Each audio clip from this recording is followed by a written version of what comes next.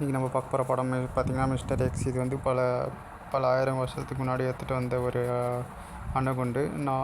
4 capsules கொண்ட ஒரு அணுகுண்டு. அது வெடிச்சதுன்னா மக்கள் வந்து ஒரு கோடிக்கணக்கில் சாவாங்க அப்படின்னு சொல்லுவாங்க. அது வந்து வெடியாமல் காப்பாற்றி அந்த அணுகுண்டை வந்து சேஃப்டி பண்ணாங்களா இல்லையா அப்படின்றது தான் கதை. இந்த கதையில் பொறுத்தவரையும் யார் தான் ஹீரோ.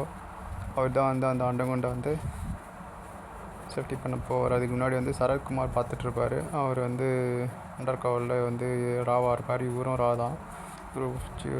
இவர் வந்து பார்த்திங்கன்னா சின்ன சின்ன பஞ்சாயத்து உள்ள லாவாலாம் மாஃபியா மணி லாண்ட்ரிங் அந்த மாதிரிலாம் பண்ணிகிட்ருப்பார். அந்த மாதிரி கேஸ்லாம் டீல் பண்ணிகிட்ருப்பார். சடனாக வந்து இவருக்கு வந்து அந்த கேஸை டீல் பண்ணுற ஆப்பர்ச்சுனிட்டி வரும். அப்போ போயிட்டு இவர் வந்து அதையும் காப்பாற்றிட்டு வருவார். ஆனால் வந்து பார்த்திங்கன்னா இந்தியாவில் வந்து பார்த்திங்கன்னா இவங்க மேலே திரும்பிடும். இவங்க தான் அவங்களுக்கு ஹெல்ப் பண்ணுறாங்க அப்படின்னு சொல்லிட்டு இவங்கள வந்து அரெஸ்ட் பண்ணதுக்கு வந்து ஆள் அனுப்புவாங்க.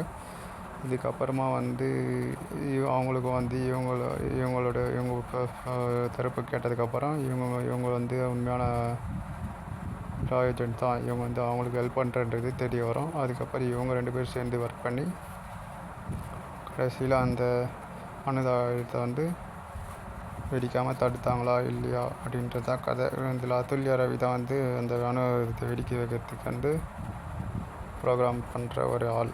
அந்த ப்ரோக்ராமில் வந்து பெரிய ஆள். அவங்க அதில் வந்து ப்ராஜெக்ட்லாம் பண்ணியிருப்பாங்க. காலேஜஸில் 9 கண்ட்ரீஸில் பேன் பண்ணியிருக்காங்க அப்படின்னுவாங்க.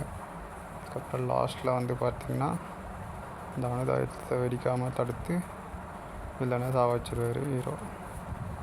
அவரால் இந்த படத்துக்கு பார்த்திங்கன்னா நான் வந்து 5க்கு 2.8 ரேட்டிங்.